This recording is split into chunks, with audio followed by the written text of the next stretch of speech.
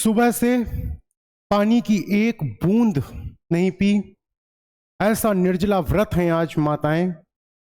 होठ सूख करके रेगिस्तान हो चुके हैं और उसके बाद शाम को डूबते हुए सूरज को अर्घ देंगी और नेक्स्ट डे मॉर्निंग में उगते हुए सूरज को अर्घ दिया जाएगा, उसकी प्रार्थना पूजा की जाएगी।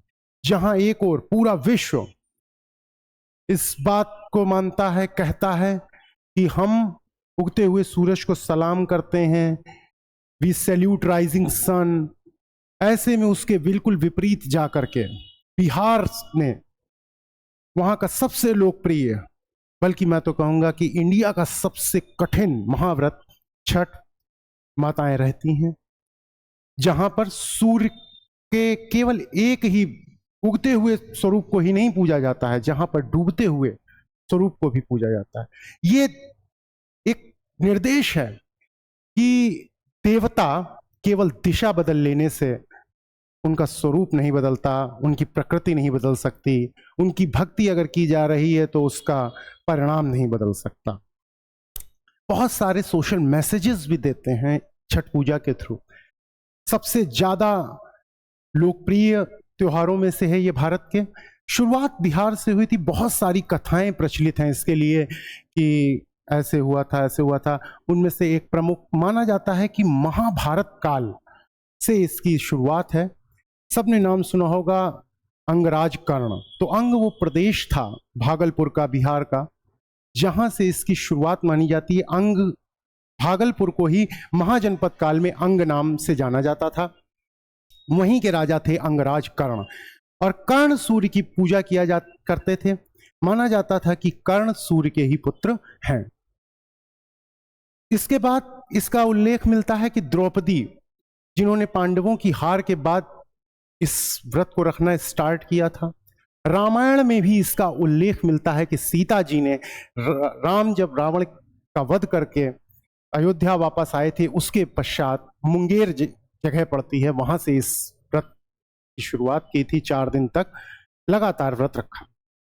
तो वही ये व्रत है जिसमें पहले दिन नहाए खाए, जिसमें पहले दिन पूरा साफ सफाई की जाती है, भौतिक चीजों के साथ साथ मन की भी सफाई, सात्विक भोजन प्राप्त किया जाता है।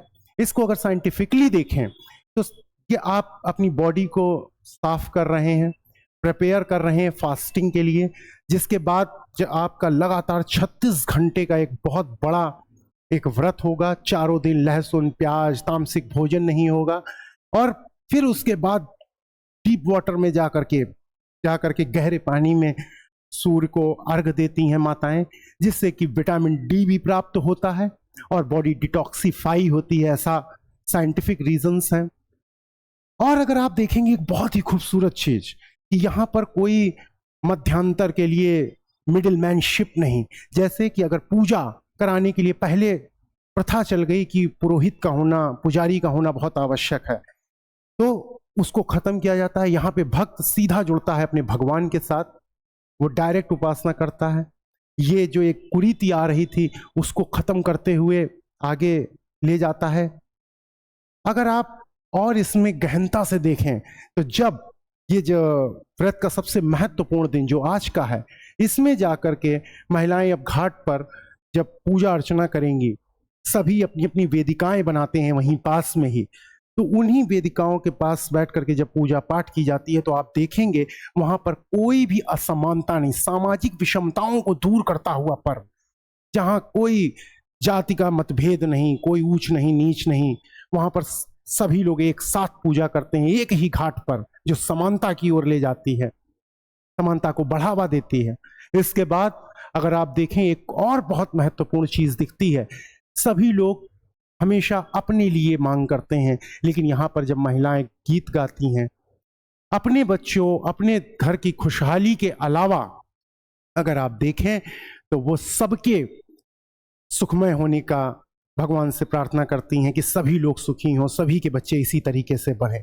इस पर्व की मान्यता इतनी ज्यादा है कि माना जाता है कि जिन महिलाओं ने इस व्रत को रखा उनकी सभी मनोकामनाएं पूर्ण हुई। बहुत तेजी के साथ ही प्रचलित हो रहा है आज। केवल बिहार के 32 करोड़ लोग ही नहीं, उसके अलावा भी बहुत जगहों तक ये फैल चुका है, देश विदेश में लोग छठ को मनाते हैं।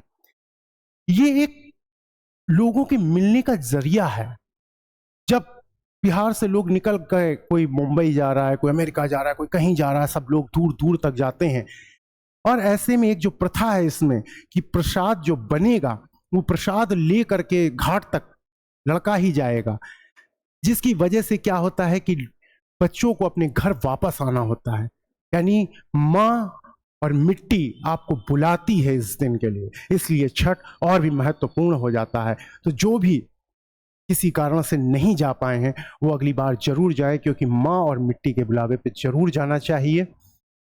एक और इसमें बहुत खास बात दिखती है कि कोई भी प्रसाद बाहर से खरीद करके नहीं आता, सभी पूर्ण मनोयोग के साथ, मन के साथ बनाया जाता है। घर पर ही सब कुछ बनता है, सारी चीजें डायरेक्ट नेचर से मिलती हैं हमको। तो ऐसे पर्व की आप सभी को बहुत बहुत शुभकामनाएं। आप सभी लोग अच्छे से छठ मनाएं और छठी मैया का आपको आशीर्वाद प्राप्त हो। धन्यवाद।